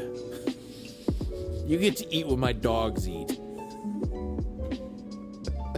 Run amok. Okay. Run amok, you know, is running all over the place, behaving uncontrollably and disruptively. Yes. The saying comes from the Malaysian word amok, which describes the bizarre behavior of tribesmen who, under the influence of opium, would become wild and attack people. Really? Who would ever give him that idea? They didn't know opioids would do that. Would never have guessed that. I guess that one makes sense. It's a little less tame, though, than what it means back then. Because, I mean, running amok now is just literally just being disruptive. It's not even like you being on drugs. Yeah. Pull out all the stops. All right, I've heard that. That's a fucking sports term. Yeah, pull out all the stops. It's like You went all out. You like it says here, make a very great effort to achieve something. The origin is from organ consoles have knobs that are called stops. Without them, the organist can play at a much higher volume. So pulling out the stops would let the organist squeeze the maximum volume out of the instrument. How the fuck did they get that and made it a sports reference? It's not just a sports. I know it's not, but that's where it's used. Like, I know, but that's where a lot of it's used. Or I mean, even in no, it's just used a lot. It's it's like if someone goes all out or gives all the amount of effort or energy into something, they just pulled out all the stops. Like nothing was holding them back. It's such an odd phrasing to use though, because it's talking about an organ that has nothing to do with I mean, I guess it does have to do something with the effort. It kind of makes sense because you're pulling out all the stops of the organ, therefore the organ has nothing holding it back. It's just full on. Yeah. Full potential now. I just find that one weird. It is weird though. I will hand it to you. It is very weird. Yeah, that one's just odd. Spill the beans. Somebody knocked over a can of beans. Spill the beans is like what people say now, or is spill the tea. Basically, just revealing secrets. The origin is this saying comes from ancient Greece, where voting was done using beans. Citizens would put a white bean into the jar of a candidate they support and a black one for a candidate they do not approve of. However, on a few occasions, clumsy people would spill the jars, revealing classified information. Oh my god, he's got 25 white beans! He's in the lead! Stupid. I knew it! I knew it had to do with somebody spilling over some beans. Stupid. At least they weren't cooked beans, though. At least they were just like the plain old, we haven't eaten these yet beans. Man, that's an election you can totally fucking rig. Oh, I know, right? It's like, who do we want to win? Okay, let's put a fuck ton of white beans in theirs. And that's where it all began. With the rigged bean elections of... when was that? It doesn't. It just says ancient Greece. So it's like AD. Right. Actually, BC, probably. Yeah, depending on how ancient. Man, the rigging started back then. Holy shit. Sleep tight. It is believed that it comes from Shakespeare's time, when mattresses were secured by ropes. During that time, sleeping tight meant sleeping with the ropes pulled tight, making a well-sprung bed. But isn't there a second phrase to that? Like, that goes along with that? Don't let the bed bugs bite? Yeah. I think that was just, added on. Generational, yeah. Because that's how I always do the phrase. How loosely put together were their beds? Was it like literally you just pull out a little string and it would all just just come apart? It was just literally just springs and hay. Floating? Yeah. It was like a hammock before a hammock. You just like, oh, damn it, my bed fell apart. Damn it! The whole 9 yards. Okay. During World War II, pilots would have a 9-yard chain of ammunition. When a fighter pilot used all of their ammunition on one target, they would give the whole 9 yards. Wow. That's pretty morbid. That's pretty morbid. Give him the whole 9 yards. That's a lot of fucking bullets. 9 yards worth of bullets? Fuck. Let the cat out of the bag. You spilled the fucking beans is what that means.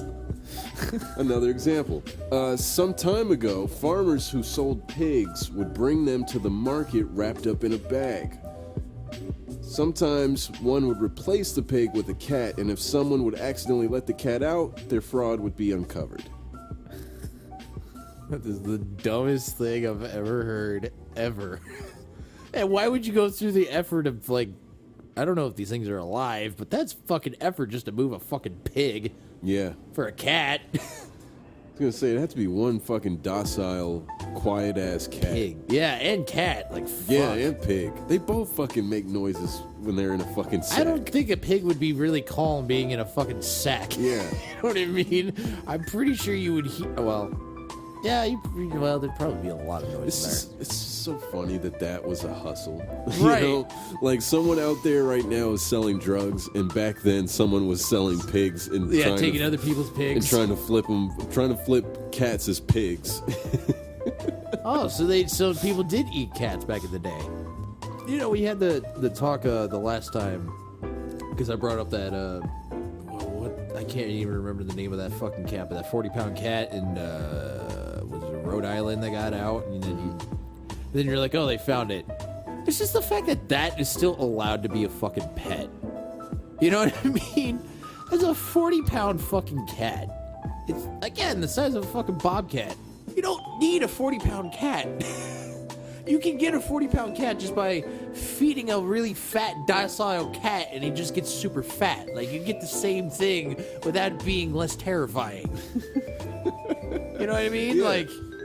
Like you are almost on the same level, just as bad as those fuckers in Texas who have those fucking tigers. Like, you're almost on the same level as those guys. Like, almost on the same fucking level. Why are we so interested in things that are gonna kill us and keep them as pets? Yeah, like, I don't know. I think it's like, It even goes with snakes and shit. Yeah, I think it... Scorpions, spiders. I think it gives, like, a sense of adrenaline, you know, or, like... I don't know, you kind of, it gives you like a sense of edge, like you're kind of living dangerously, you're kind of living on the edge. Like, yeah, I got a fucking pet python, man, that thing could fucking kill me in my sleep, bro. It's like, why would you want to think about that? I'd be terrified as fuck, and keep it locked in its room to make sure it would never get the fuck out, even if it did get out of its cage. Like, that thing could bite me instead of this mouse as I put the mouse in the cage, man. Like, that's the fucking risk I take every time I feed it, man.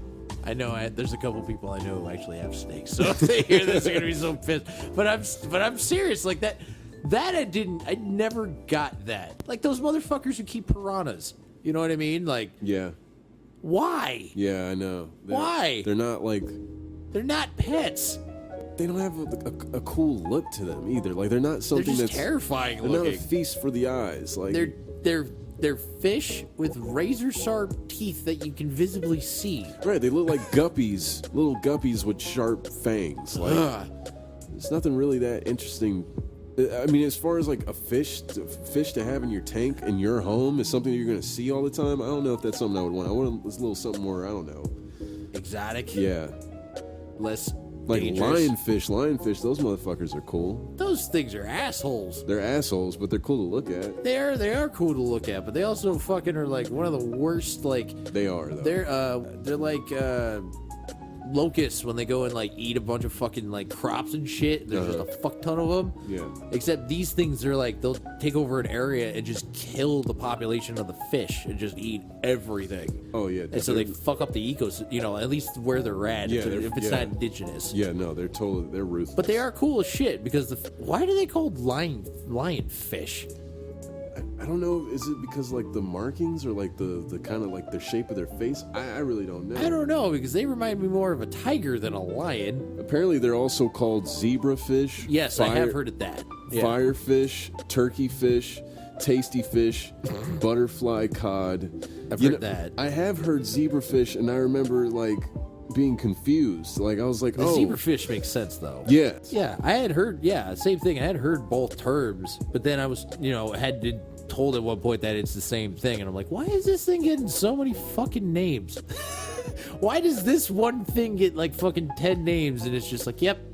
See, I didn't look out like that. The person that was calling it a zebrafish didn't know that it was also called a lionfish, so they were under the impression that it was different. They didn't help in my confusion where I'm like, no, that's a lionfish, ain't it? And they're like, that's a zebrafish. I don't know. I've never heard of a lionfish. There's no such thing as they legit said there's no such thing as a lionfish, and I was like, oh, okay, well, I was like, no, I know there's definitely a lionfish, but maybe you're right. Maybe it's not this one, but yeah, it's the same fucking fish. Just thinking about that, you know what really pissed me off, and I still remember to this day? How old was I?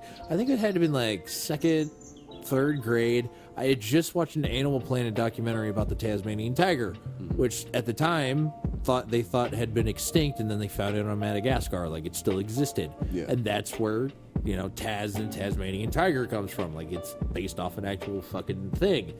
And I remember going to my teacher and telling her about that. And she's like, oh, no, those don't exist. And I'm like, I just watched this shit last night. How are you going to tell me this thing does not exist? And she kept telling me, oh, no, they don't exist. I'm like, but I watched it last night on TV. She's like, oh, no, they don't exist. I'm like, no, it definitely fucking exists. And I'm second grade. I'm like, no, I just watched it. Yes, it does exist. Discovery Channel, bitch. Yeah. I'm learning. Actually, it was Animal Planet.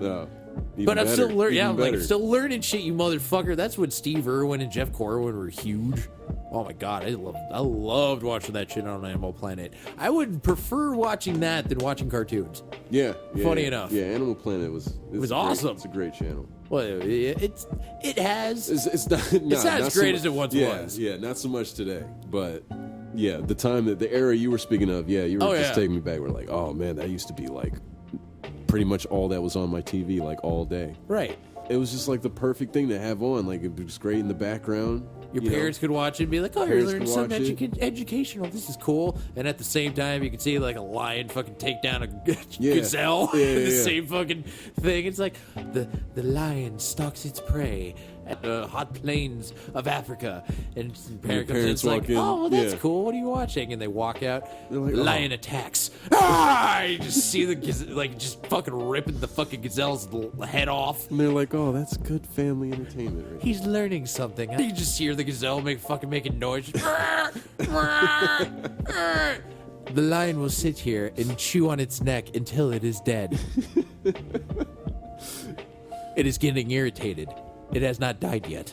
The lions leave, and now it's the hyena's turn. The scavengers come in to pick the bones. And once the hyenas have left, comes the vultures. The vultures come for the rest. Come for the slim pickings. And then the vultures leave. Whatever's left goes to the ants now. And the really racist crows of Dumbo. They come and eat whatever's left when the vultures don't have anything else.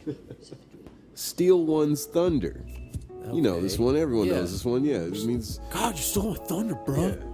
So apparently, it's because of playwright John Dennis, who back in the 18th century made a machine that could nicely mimic the sound of thunder for his play. Sadly, his play wasn't a success, but somebody had taken note of his clever invention. When later on in another theater, Dennis found somebody had copied his thunder machine and was using it without credit. He stole my thunder! He got mad, really mad. Somebody had stolen his thunder. Wow. It's a literal... What it means is literally what it meant. He stole my thunder, you fucking asshole! You, sir, have stolen my thunder! Good day to you, sir! That's great. Oh my god, that one's funny. I did not expect that. I wasn't expecting he made a thunder machine and somebody stole his thunder. I'm like, I know someone needs to make that into a movie, right? Or like a short or a sketch, a little something. series. I need to see that. That's awesome. Somebody stole my thunder, and that's the series title name to the fucking 8 episodes. We just pitched a show for somebody. Just watch that be made in 5 years. Okay. Son of a gun. Back in the day, sailors would sometimes take their wives on long ocean voyages. It is believed that if the woman because they wanted puss. Right. It is believed that if the woman gave birth on a ship, it should take place between the cannons on the ship's gun deck. What? Since it was the most secluded place. Okay. Because of this reason, a child that was born on a ship would be called a son of a gun. That's so odd. It's the most secluded place. It makes the loudest noise. It's fucking hilarious. Okay. Put a sock in it. I don't know for this one. I mean, literally stuffing a sock in somebody's mouth, I'm sure. Yeah, something like that. It's just another way of saying shut up. Yeah. Oh, put a sock in it, But I mean, is that the literal term? Somebody put a sock in somebody's mouth? Close. In the late 19th century, people would use woolen socks to stuff the horns of their record players to lower the sound, since these machines had no volume controllers. So it muffled the sound. So it was like turning down the volume. Yeah, almost like a it was modern. their only way to exactly to muffle the sound. Okay. Otherwise, you're dealing with that one volume The whole time. Yeah. Huh. Okay. Yeah. Okay, that makes sense. Not as weird as I thought it was gonna be. Why wool socks though? Why wouldn't you just use wool? Why would it be wool socks? Why wouldn't you just like get wool as wool and use it as that? Wouldn't it be better than that? Wouldn't you have to use a lot of fucking socks to fill that bitch up? Yeah, huh? Well, maybe if they, depending on how low they wanted it to be, I'm sure. Yes, I don't know.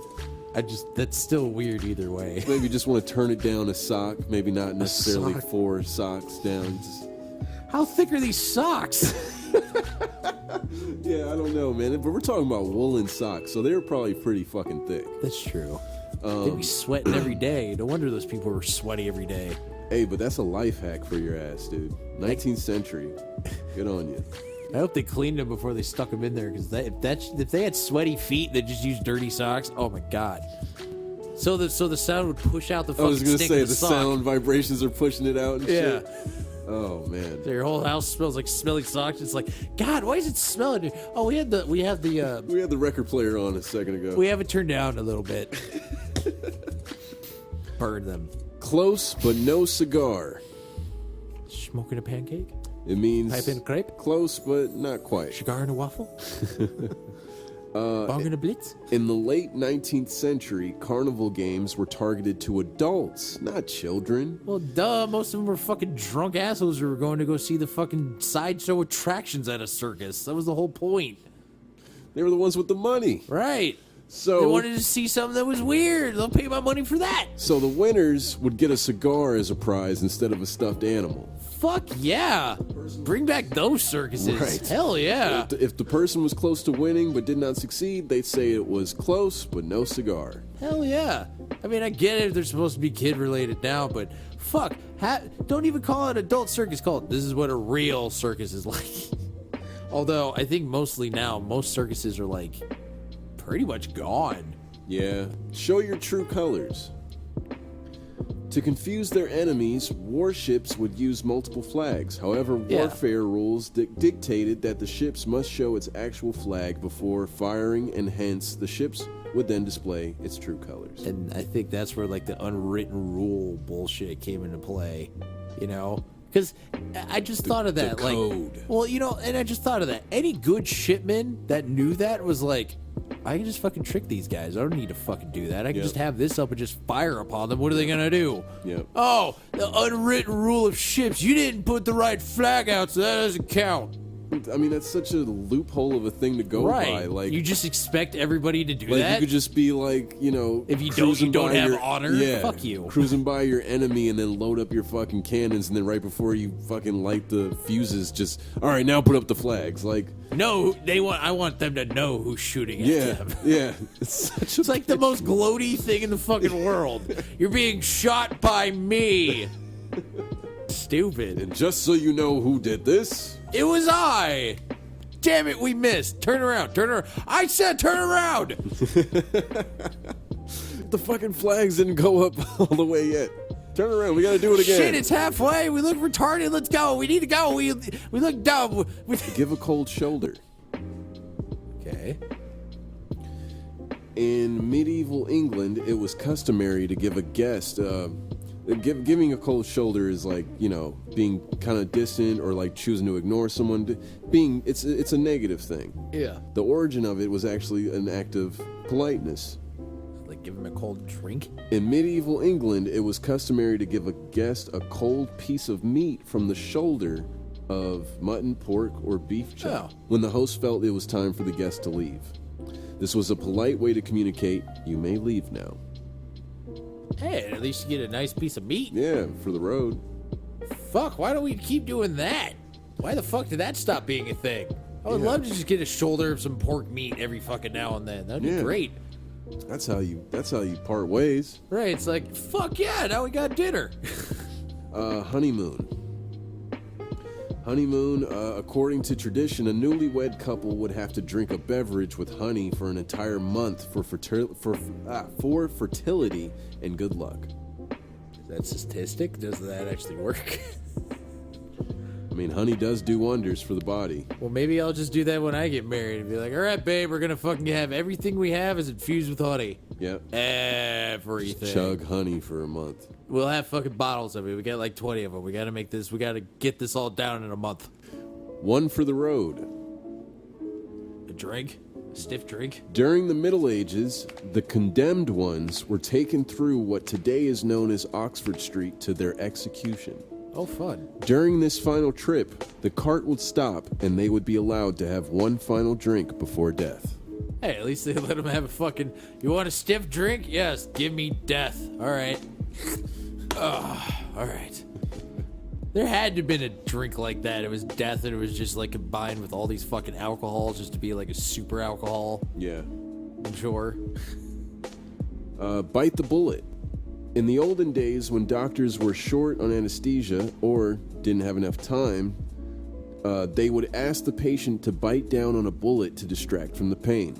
Oh, yeah, that's fucking smart, because that's not going to crack your teeth at all if you fucking bite down really hard on that.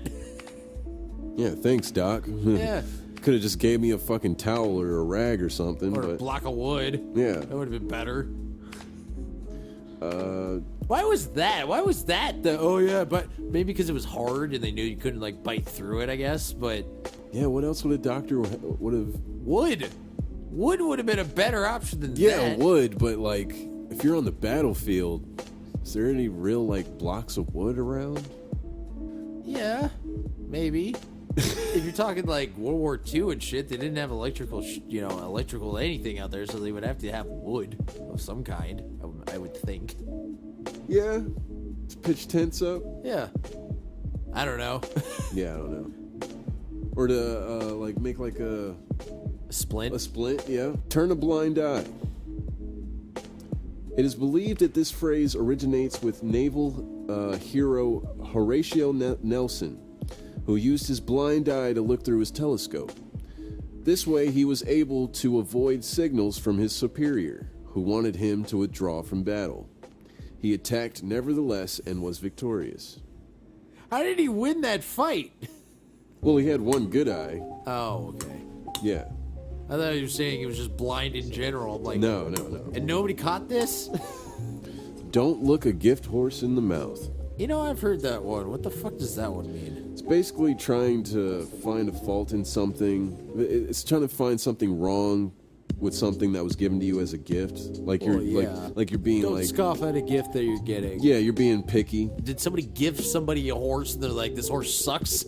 While buying a horse, people would determine the horse's age and condition by looking at its mouth based on its teeth, and then decide whether they want to buy it or not. This is the reason why people use this phrase to say it is rude to look for flaws in a thing that was given to you as a gift. Again, super fucking specific. But yeah, I guess. Caught red-handed. There was an old law stating that if someone butchered an animal that didn't belong to him, he would only be punished if he was caught with blood on his hands. If one was just wash the blood off though. If one was caught with the meat but his hands were clean, he would not be punished. Wow. So retarded. you were able to wash your hands, and we're not that worried about it. But if you had just done it the second, then yeah, you're in big trouble, mister. But even with that, how would you have fucking known? Because back then it took forever to get fucking anywhere. It also takes a lot to get blood off your hands too. I guess it does, yeah. Especially even back then, like right, you yeah. didn't have no like real soap or anything. And finally, cat got your tongue. Oh fun! Does this really involve a cat biting somebody's tongue? Yeah, for the most part. There are two stories on how this saying came into being. The first one says that it could have came from a whip called cat o' nine tails that was used by the English Navy for flogging. And that's where Nine Tails comes from Pokemon. And often left the victims speechless. The second one may be from ancient Egypt, where liars' tongues were cut out as punishment and fed to the cats. Ew. You know know eating tongues is like a delicacy, but ew. And now it's time for yesterday's. That list was actually longer than I thought, so yeah, I'm just gonna save the jump tunes for another show. I was wondering, like, god damn, how long is this list? Fuck. Every time I started from the bottom and then went to the top. So every time I scrolled up, I'm thinking it's the last one. I'm like, oh, there's another one. Oh, there's another one. Oh my god, it just keeps going. Today is October 13th, 2020. And the most eventful things that have happened on October 13th throughout history are 1792. The cornerstone of the Executive Mansion was laid in Washington, D.C. The building became known as the White House in 1818. 1951. In Atlanta, Georgia, a football with a rubber covering was used for the first time. Georgia Tech beat Louisiana State 25-7. Yeah, and that's why if you ever hear the term pigskin, because they didn't use leather, they used actual pig skin for the ball. And it wasn't like what it is today. It was a lot rougher and a lot harder to throw.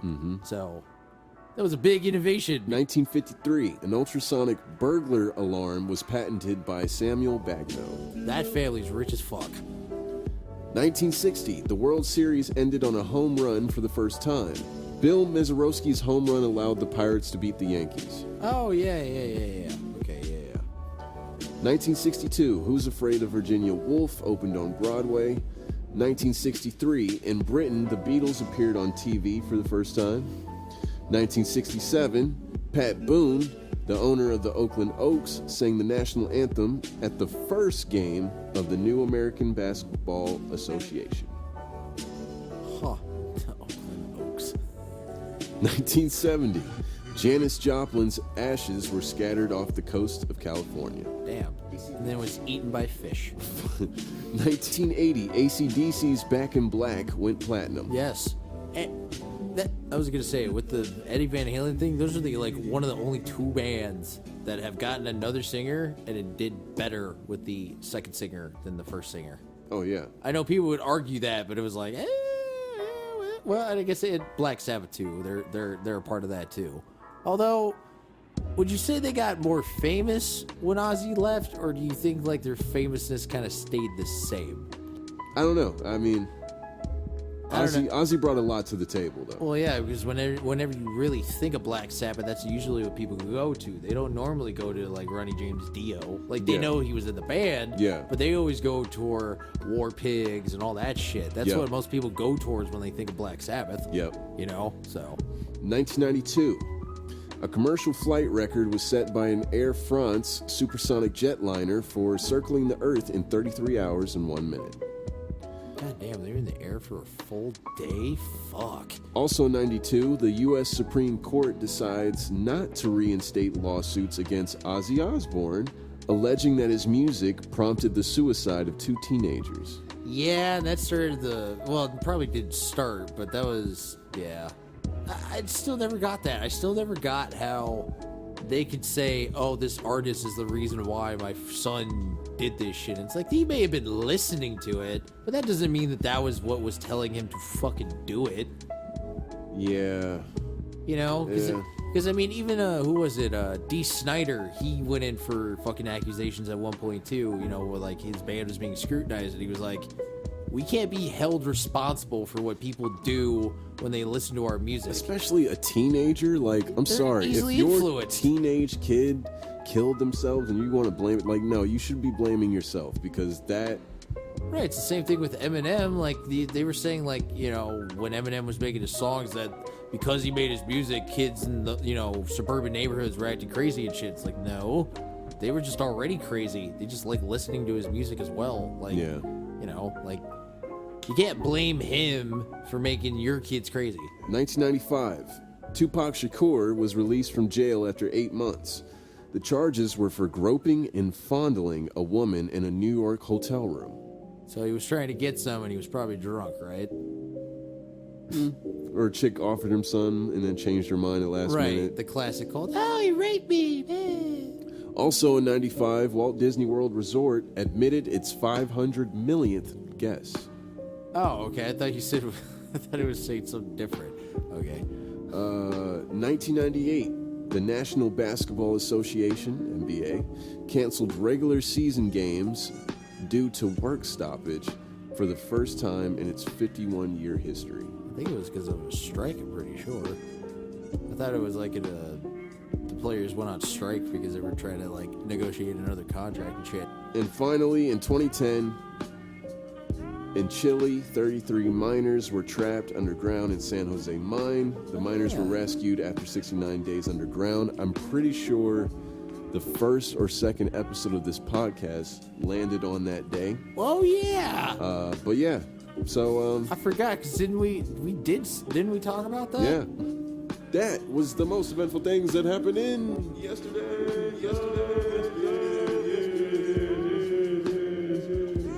And that is the show. That'll do it for this entry. BJ, got any last parting words? I do. It's more personal, more than anything. Don't take bullshit from any fucking company. I don't care. Like, I'll just admit it. I got fucking fired recently from a job I was working at, and you people tell me if this sounds fucking fair. Now, granted, I would argue with my supervisor and lead, mostly just for the productivity of what was going on with where I was working. It was never just a straight up argue with them. It was always on what was going on, and they just never understood where I was coming from. Never. Even if they said they did. Never. My supervisor we were in mid-fight one day, and this is fucked up no matter what. He was like, he wanted to like fight me outside, in a sense. He was like, you want to take, because he asked me, do you have a problem with me? And of course I was like, sure, I do. I have a little bit of problem with you, but I'm not going to discuss it here. Granted, I didn't say it that calmly. We were fucking yelling at each other. But, then he goes, oh, do you want to take it outside? So, like, my supervisor asked me to fucking fight him. Of course I say no. I just go on with whatever. And then the next day I get fired because I get in trouble for talking a little too long. And then I'm just like, okay, well, I don't understand why I'm getting in trouble for talking when I don't do it that much. So I then probably got fired. Fuck those places. Poor managed. Fuck that place, literally. Gene, you know where I'm coming from, but, you know, it's fuck that place. It's bullshit.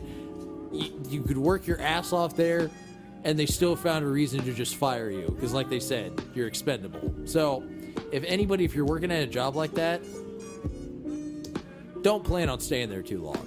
Like, be prepared to leave, whether it's because of you or because of whether they fire you. Just be prepared to not be there long. It's just exactly what you would expect it's what you would imagine whenever you hear the term employee owned. Which is also another funny way of being like, we're one big happy family, right. But not really. But lack of communication, lack of order, lack of a sense of proper conduct, of consistent proper conduct. Just, favoritism. People getting promoted that aren't really qualified, but hey, this is employee owned, and Let's give it a shot. Anyone's qualified. Yeah. Just so many things wrong with the picture, but yeah. If you have anything you want to contribute to the show, go ahead and direct that to won'trememberthingpodcast@gmail.com. That is won'trememberthingpodcast@gmail.com. Don't you dare put an apostrophe in won't. And with that, we love you, and we'd say thanks for listening, but you probably won't remember a thing. Man. I don't think the alcohol helped.